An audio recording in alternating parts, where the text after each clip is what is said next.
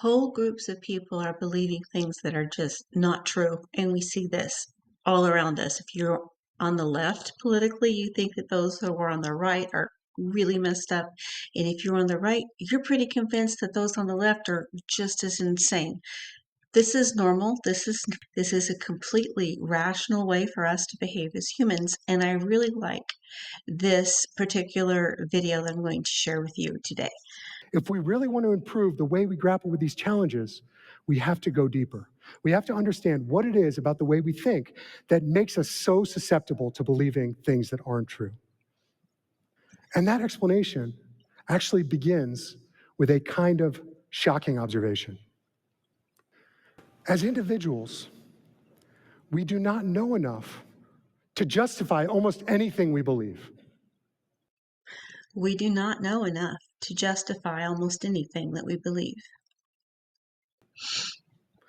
Now, I know that might sound crazy to you, but let's think about a couple really obvious facts. We all believe that the Earth revolves around the sun. Of course we do. It's the most basic fact in the world. But on what basis? Can you explain the astronomical observations that support that belief? I know I can. What about smoking? We all know it's terrible for us, right? But what's actually in cigarette smoke that's bad? And what does it do to our bodies and our cells? These are not isolated examples. Most of what we believe is not based on what's in our heads. And there's a good reason for that. There's not much in our heads. As human beings, we are just not made to store a lot of detailed information. Philip here goes on to cite a study that determined that the capacity for the human brain to store detailed information is limited to about a gigabyte, which is really not all that much.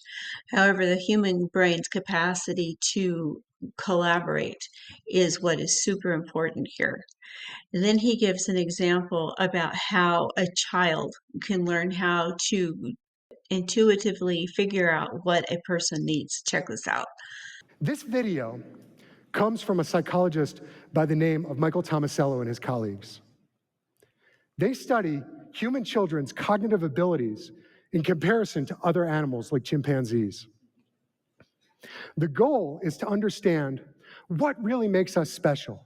What abilities do we excel at that other animals just cannot master? You see how easily this young child reads the mind of the experimenter and then figures out how to coordinate his behavior to achieve the goal. He even makes eye contact at the end, as if to say, I've got your back, man. While it is true that on our own none of us knows all that much, but we don't have to. Our minds each have our own little slice of expertise, and we are built for collaboration. Check out this example of how collaboration built something pretty amazing. On our own, none of us knows all that much. We don't have to. We each have our own little slice of expertise, and our minds are built to collaborate and to share knowledge, which allows us to pursue incredibly complex goals when none of us has anything approaching the knowledge to understand it all. This is the Milan Cathedral. It's one of humanity's great works. Construction began in 1386, and the facade was completed, get this, under Napoleon in the 1800s. It turns out that cathedrals have a punch list, like a home renovation. The punch list was completed when they consecrated the final gate in the 1960s. 600 years. In that time, there were 75 chief engineers responsible for the project, and thousands upon thousands of people involved. None of those people had anything remotely approaching the knowledge to understand it all, not even close.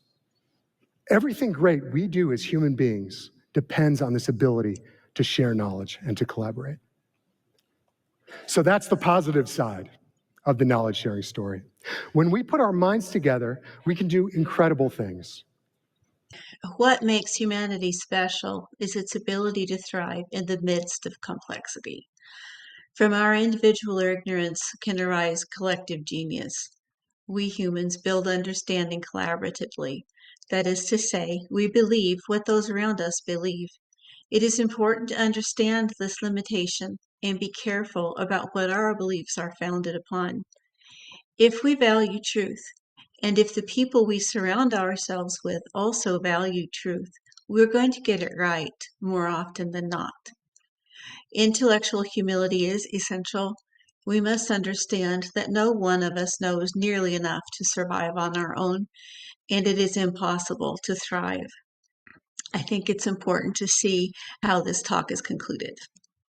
But when we go through life feeling like we individually have it all figured out, it can lead to a warped and simplistic view of the world. My way is perfect.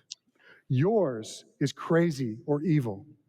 In reality, most issues are complicated, and most people have good intentions. Okay, now the bad news. We can't eradicate false belief. It's too basic to the way that we think. What we can do is practice a little more intellectual humility, to open our minds to the possibility that some of those false beliefs probably reside in our own communities.